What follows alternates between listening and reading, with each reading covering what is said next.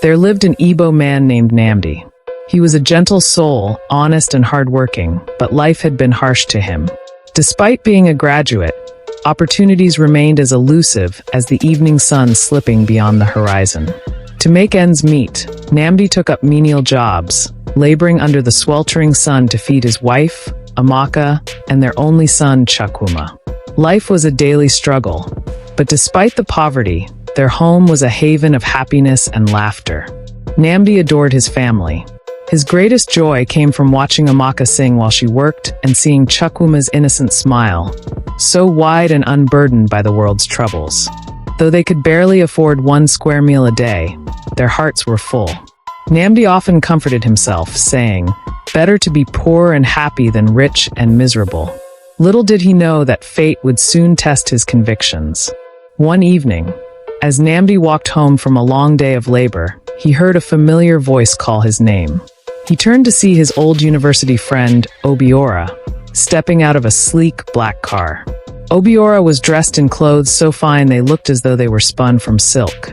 Gold adorned his fingers, and his smile was both charming and unsettling. "Nnamdi," Obiora called, his voice smooth as honey. "It's been so long. I hardly recognized you."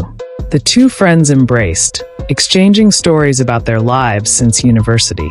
Nnamdi tried to mask his embarrassment as he spoke of his lowly jobs and the struggles to feed his family.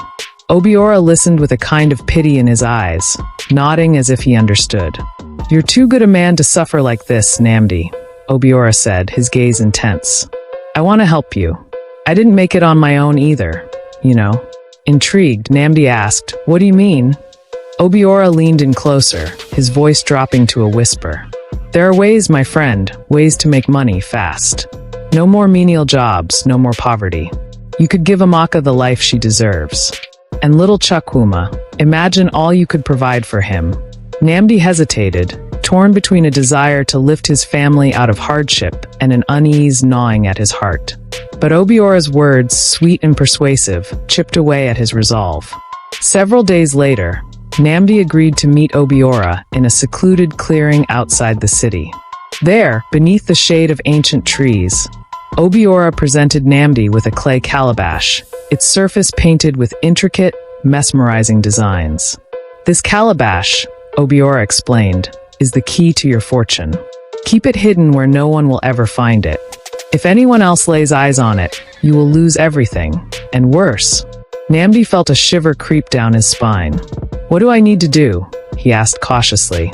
Obiora's voice was cold, devoid of the warmth he had shown before. "The price, my friend, is your son's life." Nnamdi froze, his heart pounding. "Chukwuma," he whispered, horrified. "Yes," Obiora replied calmly. "Sacrifice your son, and riches beyond imagination will be yours. Refuse, and you return to your miserable life. The choice is yours." Days passed, and Nnamdi wrestled with his decision. Images of his little boy's smiling face haunted him, but the crushing weight of poverty loomed even larger.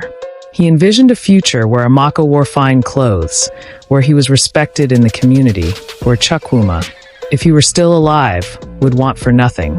And slowly, as if bewitched, Nnamdi's heart hardened. One night, he returned home late, carrying the calabash with him. He kissed his sleeping wife and son, whispering words of farewell he knew they wouldn't hear. Then, in the dead of night, he did the unthinkable. When the ritual was over, the calabash glowed faintly, as though it were satisfied with the darkness it now harbored. The change in Nnamdi's life was immediate. Money flowed into his hands as if by magic. He bought a grand house, filled with fine furniture and silk curtains, and gifted Amaka beautiful jewelry and expensive clothes. People marveled at his newfound wealth, calling him Nnamdi the Blessed. But beneath the glamour, Nnamdi was haunted. His nights were filled with the wails of Chukwuma, whose absence was felt like a wound in the household. He told Amaka that their son had died of a sudden illness, and she grieved bitterly. Yet Nnamdi's remorse gnawed at him, more so each time he glanced at the hidden calabash, which he kept locked away in the depths of their bedroom. The once happy home grew cold. Nnamdi and Amaka rarely spoke, their laughter replaced by silence. Amaka found herself plagued by dreams of her son, dreams that always led her to a strange, glowing calabash she couldn't reach.